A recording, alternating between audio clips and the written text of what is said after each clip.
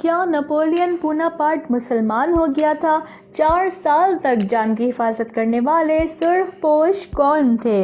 عظیم فرانسی سپہ سالار اور شہنشاہ نپولین اول 1769 میں کورسیکا کے شہر اجاسیو میں پیدا ہوا۔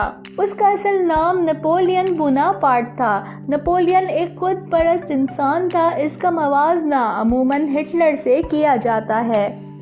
1797 تک وہ ایک قومی ہیرو بن گیا۔ اسی سال اس کو مصر کے خلاف ایک مہم کا کمانڈر مقرر کیا گیا جس کا آخری مقصد یہ تھا کہ ہندوستان کو فتح کیا جائے۔ یہ جولائی 1798 کا واقعہ ہے جب فرانسی فوج کے کمانڈر کی حیثیت سے نپولین بوناپارٹ مصر کے شہر اسکندریہ پہنچا۔ جب دریائے نیل پر برطانوی بیڑے سے اس کا مقابلہ ہوا تو اس کا بحری بیڑا ناکام ہو گیا۔ 1799 میں وہ پیرس چلا آیا اور حکومت کا تختہ الٹ کر خود کو قونصل اول قرار پایا۔ 18 مئی 1804 کو نپولین کو شہنشاہ بنا دیا گیا۔ 1810 میں اس نے آسٹریلیا کے شہنشاہ کی بیٹی ماریا لوسیا سے شادی کر لی۔ لیکن آج کی ویڈیو میں ہم نپولین بوناپارٹ کی فتوحات پر بات نہیں کریں گے بلکہ خاص راز سے پردہ اٹھائیں گے۔ اس راز کی بات کو جاننے کے لیے سب سے پہلے اردو نیوز چینل کو سبسکرائب کریں اور نیچے دیے گئے بیل آئیکن کو دبائیں تاکہ ہماری مفید اور معلوماتی ویڈیوز آپ کو سب سے پہلے موصول ہو سکیں۔ یقیناً بہت کم لوگ یہ بات جانتے ہوں گے کہ دوران قیام مصر نپولین بوناپارٹ نے کم از کم ظاہری طور پر اسلام قبول کر لیا تھا۔ ایک اخبار میں یہ خبر شائع ہوئی تھی کہ نپولین مسلمان ہو گیا۔ یہ اخبار پورے یورپ میں فرانسی حکومت کے ترجمان کی حیثیت سے مشہور تھا۔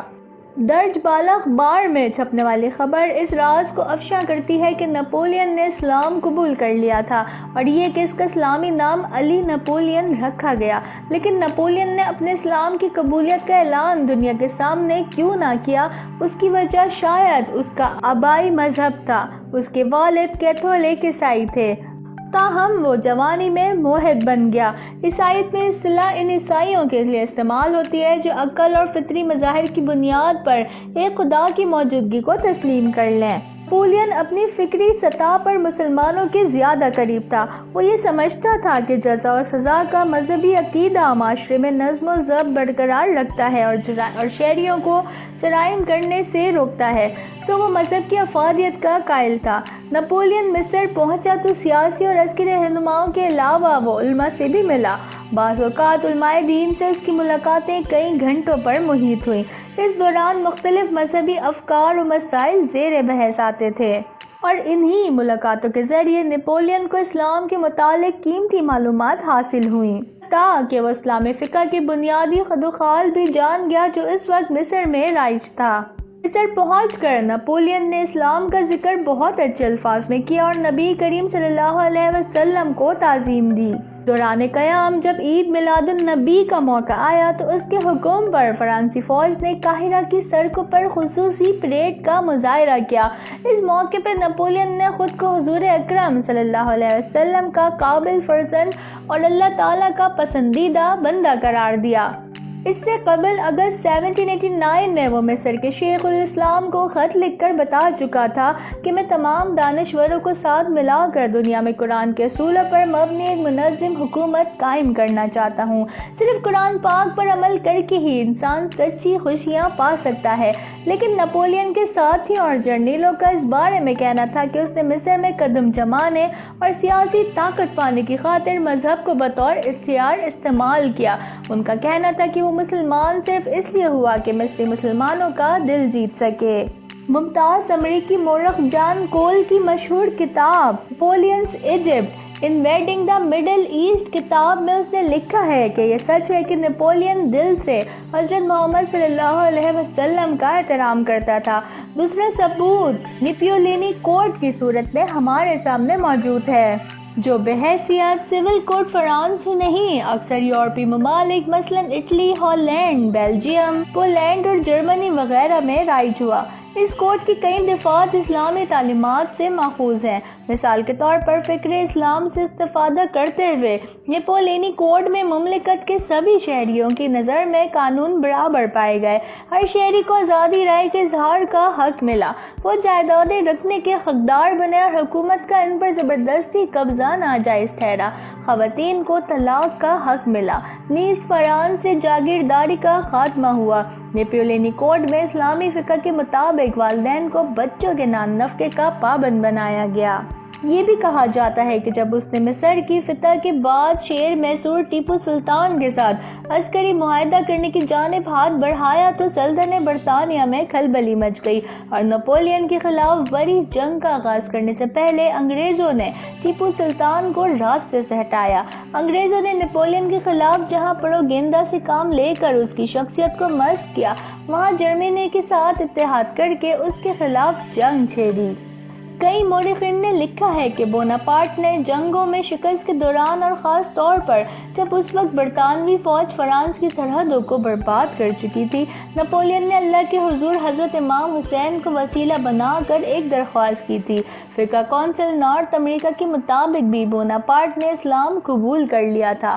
قرآن اور رسول کی سیرت کا مطالعہ کرنے کے بعد اس کے نظریات تبدیل ہو گئے تھے۔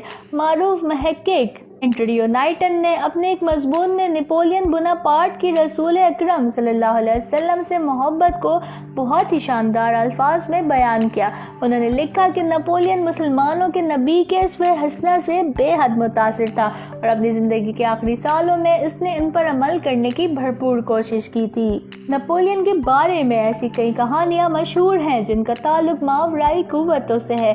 نپولین کا زیر نظر واقعہ یورپی مصنف ایلیٹ اوڈینل نے تحریر کیا ہے۔ اس واقعے میں نپولین نے سرخ پوش کی ملاقات کا احوال درج ہے جسے مصنف نے آسیب کا نام دیا۔ اوڈینل لکھتا ہے کہ فرانسیسی بادشاہ خطرات سے باخبر رہنے کے لیے پراسرار وجودوں کی خدمات حاصل کرتے تھے اور ایسا ہی ایک پراسرار وجود نپولین کے پاس بھی تھا۔ مصنف لکھتا ہے کہ نپولین نے اپنے دفتر کے کتب خانے میں جاتے ہوئے اپنے مشیر کاؤنٹ مول کو ہدایت کی وہ کسی کو بھی اندر نہ آنے دے۔ تھوڑی دیر بعد کاؤنٹ مول کے کمرے کے دروازے پہ دستک ہوئی اور اس سے پہلے کہ کاؤنٹ دروازہ کھولتا، سر سے پاؤں تک سرخ لباس پہنے ہوئے ایک لمبے قد کا آدمی دروازہ کھول کر اندر آیا اور نپولین سے ملاقات کرانے کا مطالبہ کیا۔ کاؤنٹ کے انکار کرنے پر سرخ پوش نے کہا کہ ملاقات بے حد ضروری ہے، ضائع نہ کرو اور فوراً اندر آؤ۔ کاؤنٹ اس طرح سے تخاطب پر برہم ہوا، لیکن اسی لمحے سرخ پوش نے اسے گھور کر دیکھا اور اس کی نظروں میں جانے ایسی کیا بات تھی کہ کاؤنٹ خاموشی سے نپولین کے کمرے میں آیا اور سرخ پوش اجنبی کے بارے میں اس کو بتایا۔ اتنا سنتے ہی نپولین کا چہرہ زرد ہوا اور اس نے گھبرا کر محض اتنا کہا کہ اسے اندر آنے دو۔ اس اجازت کے بعد سرخ پوش اندر گیا۔ کاؤنٹ نے اندر کی گفتگو سننے کے لیے کان لگا دیے۔ سرخ پوش نپولین سے مخاطب تھا کہ میں تیسری بار تم سے ملنے آیا ہوں۔ پہلی بار مصر میں جنگ ابراہیم سے ہماری پہلی ملاقات ہوئی تھی۔ دوسری مرتبہ واگرام کا واقعہ پیش آنے سے پہلے جب میں نے تمہیں بتایا کہ تمہارے پاس عام صلح کے لیے 4 سال کی مہلت ہے اور اگر تم نے ایسا نہ کیا تو میں تمہاری حفاظت سے ہاتھ کھینچوں گا، اور اب یہ آخری بار ہے۔ تمہارے پاس صرف 3 ماہ کی مہلت ہے، یا تو اپنی مہم مکمل کر لو یا پھر اتحادیوں کی شرطوں پر ان سے صلح کر لو۔ ان میں سے اگر کوئی صورت بھی تم نے قبول نہ کی تو تمہارا معاملہ ختم۔ نپولین بزد تھا کہ اتنے مختصر عرصے میں یہ دونوں کام ہی ناممکن ہے، مگر سرخ پوش نے جواب میں کہا کہ میرا فیصلہ بدل نہیں سکتا اور میں نے جو کہہ دیا وہی ہو کر رہے گا۔ یہ کہہ کر وہ پلٹ گیا۔ نپولین نے اسے روکا اور استدعا کی کہ میری پوری بات تو سن لو اور مجھے کچھ وقت دو۔ سرخ پوش نے نپولین کی اس درخواست پر کوئی توجہ نہ دی اور یہ کہہ کر وہاں سے نکل گیا، بس 3 مہینے کا عرصہ، اس سے زیادہ وقت میں تمہیں نہیں دے سکتا۔ ٹھیک 3 مہینے بعد نپولین تخت سے دستبردار ہو گیا۔ یہ قصہ فرانس کے اعلیٰ حلقوں کے علم میں تھا، لیکن وہ پراسرار سرخ پوش کون تھا یہ بات کوئی نہیں جانتا تھا۔